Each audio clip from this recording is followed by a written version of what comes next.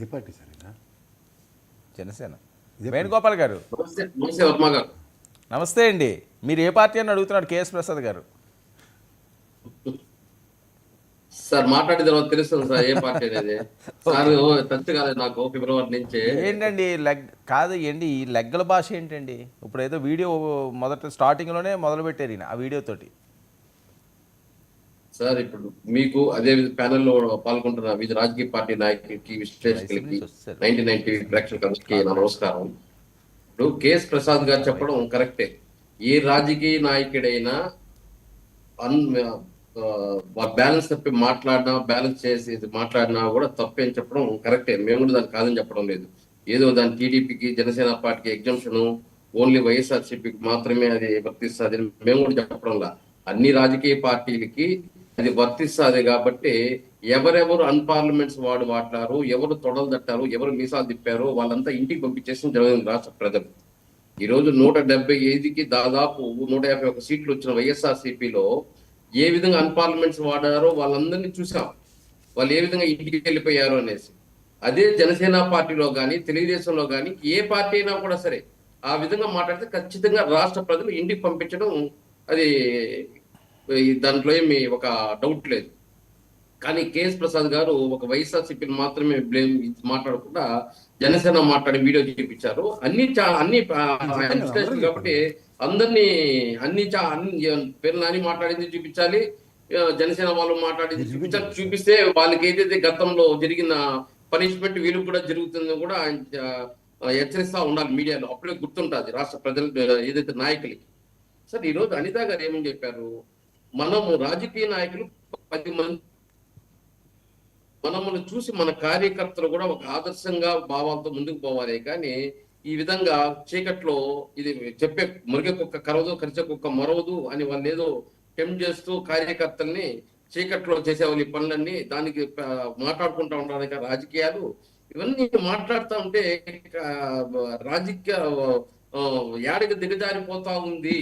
రాబోయే కాలం, రాబోయే తరాలు ఏ విధంగా దీన్ని రాజకీయాలు అంటే ఈ గోండాలు, రౌడీలు, ఏదైతే మహిళల్ని అత్యాచారాలు చేసే వాళ్ళని పరామర్శించడం, ఇలాంటి ఒక నాయకుడిగా, ప్రతిపక్ష నాయకుడిగా ఉండి అదే విధంగా మాజీ ముఖ్యమంత్రిగా ఉండి ఇలాంటి వ్యక్తులంతా పరామర్శించి వాళ్ళని పోయి సపోర్ట్ చేస్తా ఉంటే రాబోయే కాలం ఏ విధంగా పోతుంది?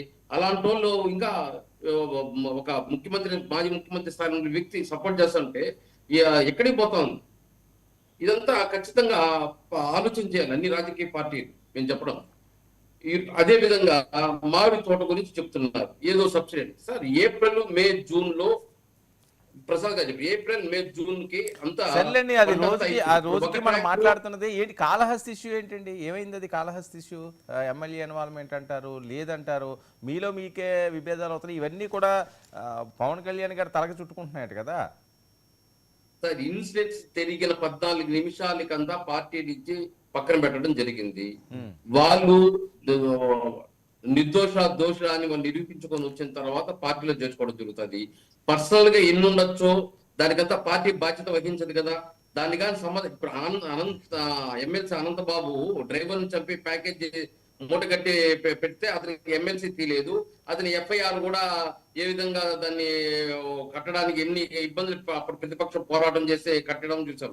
అదంతా ఇక్కడ పవన్ కళ్యాణ్ సపోర్ట్ చేయలేదు. వాళ్ళు ఏదైతే ఇన్సిడెంట్ తెలిసిన వెంటనే 14 నిమిషాలకంతా వాళ్ళు పక్కన పెట్టడం జరిగింది. ఇంకా మాకు సంబంధం లేని విషయం అది. వాళ్ళు ఏదైతే పార్టీలో వాళ్ళకి ఎంట్రీ ఉంటుంది, లేదంటే పక్కన పెట్టడం జరుగుతుంది. అంతేగాని దాన్ని సమర్థించడము, లేకపోతే వాళ్ళని భుజాన్ని వేసుకుని మేము టీవీ డిబేట్ లో వాళ్ళ గురించి టైం వేస్ట్ చేసి మాట్లాడడము ఇవన్నీ మేము చేయదలుచుకోలేదు. మేము మాట్లాడడం ఒకటే, వైఎస్ఆర్సీపీ నాయకులన్నా, ఏ పార్టీ నాయకులన్నా అన్పార్లమెంట్ వాడినా, లేదా రౌడీజం, గూండాయిజం ఇలాంటి చేసే సమర్థించే వాళ్ళని మాట్లాడినా ఇవన్నీ తప్పిదామని చెప్తున్నాం మేము. అదే అనిత గారు కూడా చెప్పడం జరిగింది. 10 మందికి ఆదర్శంగా ఉండాల్సిన దాన్ని సొంత క్యాడరే నమ్మిన వాళ్ళే ఎందుకు ఇబ్బందులు పెట్టేస్తున్నారట పవన్ కళ్యాణ్ గారికి, జనసేన పార్టీకి? ఏం జరుగుతుంది అసలు? సార్ వర్మ గారు, ఇప్పుడు ఒక పార్టీలో కొన్ని లక్షల మంది కార్యకర్తలు ఉంటారు, నాయకులు ఉంటారు. వాళ్ళు పర్సనల్ గా అది జరిగిందా జరగలేదా అనేది మనకు ఏదైతే కరెక్ట్ గా దర్యాప్తు జరిగిన తర్వాత దాని గురించి మాట్లాడొచ్చు. వాళ్ళు చేసింది ఇప్పుడు పవన్ కళ్యాణ్ ఏమి ఆదేశిస్తానో లేదా పవన్ కళ్యాణ్ సపోర్ట్ చేస్తానో అది తప్పుతుందే గాని పవన్ కళ్యాణ్ దాన్ని చేసేసి పక్కన పెట్టాడు. ఇంక దాని గురించి మాట్లాడడం అనవసరం నేను చెప్తున్నా. కాదండి, అసలు ఏం జరిగింది పోనీ మీకు తెలుస్తుంది కదా, ఆ ప్రాంతం వాసి కాబట్టి మిమ్మల్ని అడుగుతున్నాం. వాస్తవాలు తెలుసా అసలు ఏంటి, ఏది నిజం ఏది అబద్ధం? చెప్పడం ఏమి ఇదంతా ఎమ్మెల్యేగా చేపిస్తున్నారని వాళ్ళు చెప్తున్నారు. ఎమ్మెల్యే గారు ఏం చెప్తున్నారు, ఇంకోటి చెప్తున్నారు. ఇదంతా రాజకీయంగా ఏదో ఆధిపత్య పోరు ఉండొచ్చు, లేకపోతే వాళ్ళ పర్సనల్ ప్రాబ్లమ్స్ ఏదో బయట చెప్తున్నాడు డ్రైవర్ అని చెప్పి ఇక్కడ లోకల్ గా ఒక్క నిమిషం అండి వేణుగోపాల్ గారు, ఇప్పుడు మీరు చెప్పినట్టు ఓకే మీరు ఆ పాయింట్ లోకి వచ్చారు కాబట్టి నేను అదే ప్రస్తావిస్తున్నాను.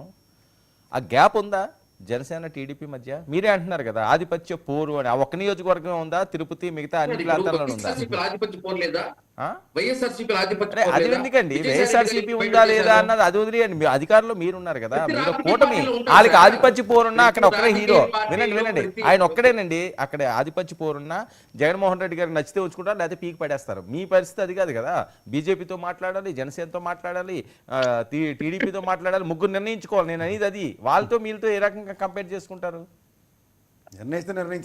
ఒక పార్టీలో ఉండే నాయకులే ఒక కండువా వేసుకొని ఒక జెండా మోసే వాళ్ళకే అంత యుగో ప్రాబ్లం ఉండి అన్బ్యాలెన్స్ గా మాట్లాడుకుంటా వాళ్ళు పక్క నియోజకవర్గంలో ఎంటర్ కాకుండా అవన్నీ మేము చూసాం. అప్పుడు వైఎస్ఆర్సీపీ పార్టీలో ఉండేటప్పుడు చూసాం ఎంత గ్యాప్స్ ఉన్నాయో వాళ్ళకని.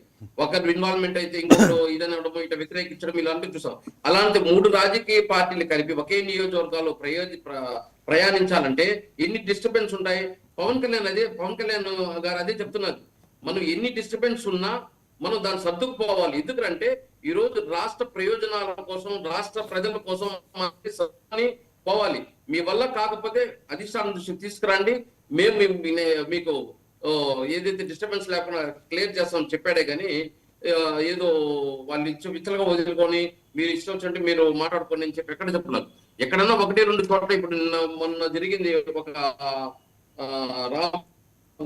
జనసేన సంబంధించిన వ్యక్తి అలాంటి డిస్టర్బెన్స్ వచ్చినప్పుడు వాళ్ళపైన యాక్షన్ తీసుకుంటున్నాడు. అధిష్టానం తీసుకురాకుండా మీకు మీరే మాట్లాడుకోవడం కరెక్ట్ కాదని చెప్పి అధిష్టానం పిలిపించుకోవడం జరుగుతుంది. ఆయన పైన ఇన్వెస్టిగేషన్ కూడా 15 రోజుల లోపల రిపోర్ట్ ఇవ్వమని కూడా పవన్ కళ్యాణ్ చెప్పారు.